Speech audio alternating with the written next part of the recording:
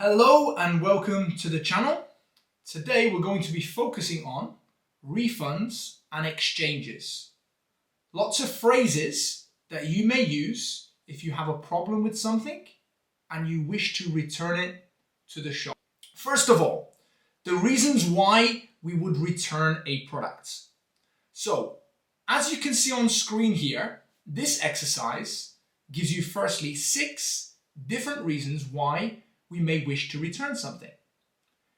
As they're given from 1 to 6 as incorrect size, not working properly, a missing part, the wrong product, the product didn't meet the expectations, or the product does not match the website description.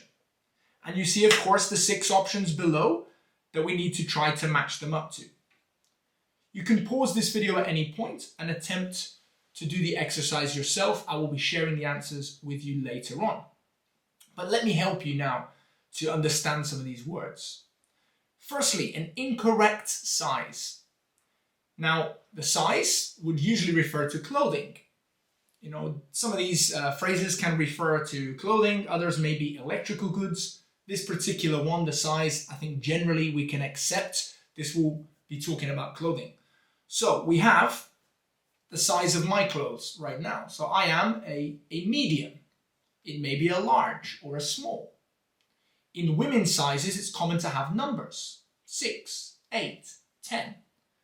The size, if it's incorrect, of course, you may wish to take it back to the shop. Number 2, it's not working properly. Now, this one would be more used with something electrical. It could, of course, be used with other things, but I think generally it's going to be used with something more technical and it's not working as you hoped.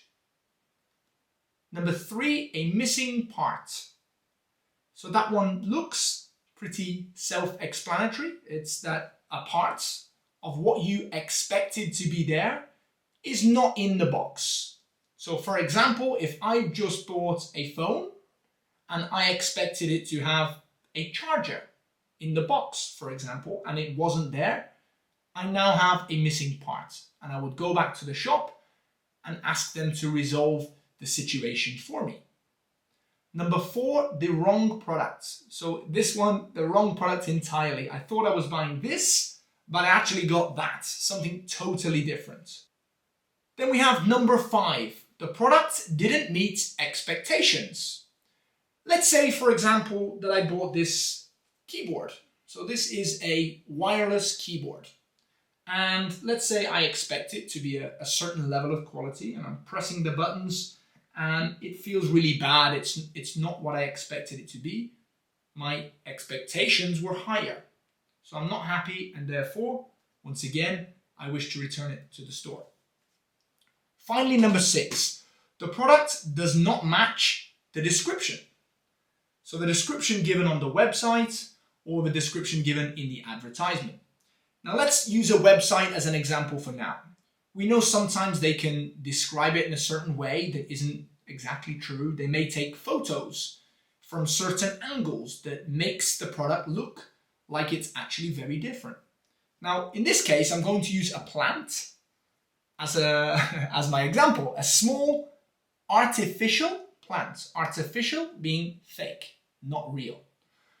So I'm gonna admit here to owning fake plants. I have some real ones, but many fake ones as well. They're low maintenance, much easier. So let's show you this plant now. Here's the plant, okay? Now the photo is showing something like this. And because it's so close, I actually think it's going to be far bigger than it really is. Now let's use a delivery company such as Amazon. Once it comes to the post, it comes and it's like this. So my description on the website, was maybe not making it so clear that it's just 10 centimeters in height. And they allowed me from the angle of the photograph to believe that it was far bigger than it really is. So therefore it didn't match the description. At this moment, you can attempt to match those answers to the letters at the bottom. I'm not going to go through them in detail because it would take far too long, but I will be sharing the answers with you. So like I said, pause it and feel free to attempt those answers yourself. Underneath those lettered options, we can see a further question which states, can you think of any other reason to return a purchase? Of course, there can be many reasons, not just these 6 given why we would want to take something back to the shop. So can you think of any more? Please let me know in the comments if you can, and I'll be happy to conversate with you about those. Moving on now, we're going to scroll down. We can see now we have exercise 3. Now in this one, we're focusing here on 6 adjectives, which you can once again see that are numbered on the left-hand side. These adjectives are really useful if you wanted to explain your reason as to why you are returning something. Now, when you go in store, you can of course show them, but maybe you're going to return it online and you have to send a message to explain what the issue is. But these words will help you to do this more accurately. You once again are going to match them to the letters on the right hand side. The first word, we have faulty. Number 2, we have damaged. Number 3, we have cracked. Number 4, scratched. Number 5, incomplete. Number 6, unsatisfactory. So I'll help you a little bit with these and try, if I can, to not give the answers away or make them too obvious and allow you to attempt the exercise before sharing the correct answers with you. The first option we have here, number 1, is faulty. Faulty means that something isn't operating as it should. I'm carefully selecting synonyms here so as not to give the answers away and spoil the fun for you. Number 2, we have damaged. So if something is damaged, it certainly is not in good condition. It's not in perfect condition. Number 3, we have cracked. Imagine if I have my phone here. We use cracked a lot when we're talking about glass, and it's when you have a line here, there is a crack in the screen on my phone. If it was completely broken into very tiny pieces, we would say shattered. But if it has a line, we would say it is cracked. Number 4, we have scratched. Now, scratched is when you have damage to a product. Here I'm demonstrating using my power bank, something we use to charge devices portably, a power bank. And I'm going to show this closer to the camera. And you can see on here, as I tilt it, you can see the scratches. Okay, the scratch mark here. So a scratch is affecting the way something looks. Okay, it could be done with a knife, for example. Number 5, incomplete. If something is incomplete, then not everything is there that we need. So it's incomplete. Number 6, unsatisfactory. This is a general word to say that I'm not happy. I can't say too much more there because it will give the answer away. But if something is unsatisfactory, it indicates that the customer isn't happy at all. Now we come on finally to exercise 4. Once again, 5 options. This is what you would call a gap fill exercise. A really useful thing to do when you're learning language. You've probably seen this many times if you have been a language student in the past. Just a brief note, why is this useful? Because you're learning from the context. The context means you read the words around the gap and then you use your knowledge to put the correct word in there. So you're connecting vocabulary together. It's very useful for growing your ideas and testing your vocabulary. So take note, read around it, and then make your decision as to what should go in there. The first one, the gap here, we've got yes, we can give you a, or instead of your money back, we can give you vouchers. So I'm going to give you an example of the first one here and actually give you the answer so you can see what to do for the rest. It's not as simple as the others. So the first one, the correct answer would be refund. Now, the reason why we know it's refund is because if we look just after refund, as I'm going to highlight as well, we have the phrase money back instead of your money back. So a refund means your money back. We are returning the money that you paid for the product. The second one, I'm really sorry it's not working properly. Bring it to the shop and we can do an... So what word would we put there? Use the skills from the previous one. And what do you think would match with the context here?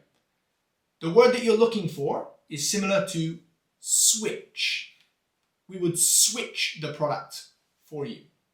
Another tiny clue here, look at the grammar. You see the article before the space is an. When we use an, the following word is going to start with a vowel. A, E, I, O, U. That's the final tip you're getting from me. The next one, number 3. You can have, but not your money back. I hope you find something else you like. What do you think goes here? This particular one is going to mean that you can go and get something else in our shop. I can't give you your money back, as it says. I'm not giving you a refund. But you can select something else in the shop for the same value. You spent £20 on this. You can go and spend £20 on something else here today. Number 4, the washing machine has a 2-year, so yes, we can repair it for free of charge. So this word means when you buy something, usually again an electrical item, if you have a problem, in this case within the 2-year, we will come and fix it for you. So this word also means to promise, a promise that we have given you. Finally, number 5, I don't want to return it. I need a, I really like it, but there's a problem with the case. Now, this one again is going to be something similar to a change. And I'm going to share the answers with you now. I just want to give you some more ideas as well, now that you've seen the answers, and talk a little bit about how some of these words can be similar. In particular, I want to focus your attention here on number 2 and number 5. So number 2, the correct answer, of course, was exchange. Number 5 is a replacement. So how are they different? Both of them mean to give the product back and to get another one. Now, a replacement means that you're getting the exact same thing back. However, if we're talking about an exchange, it means that you're returning this item and you want something back, but it might be slightly different. Earlier on, I showed you a power bank. Okay, here's the power bank again. Let's say that I buy this, it's working fine, but I'm just not quite happy with it. Perhaps it's a little bit too big or something like that. I take it back to the store. Because it's not the exact one that I need, I don't want a replacement. I would like an exchange. I would like this power bank. It's a little bit smaller. And this is the one that I really wanted. So here I'm telling you that I want an exchange. If I take it back and I want the exact same item again, in this case, perhaps because it was scratched as I showed you earlier on, we can see the cosmetic scratch there. I'm taking it back. I want a replacement, please. Can you just give me the same item back? So that's everything for today. I really hope that you learned something useful and that next time you go into a store and you need to return an item, you'll feel more confident in the vocabulary that you're using. Thanks again for your time. Subscribe if you feel like you got some value, and I'll see you again in the next one.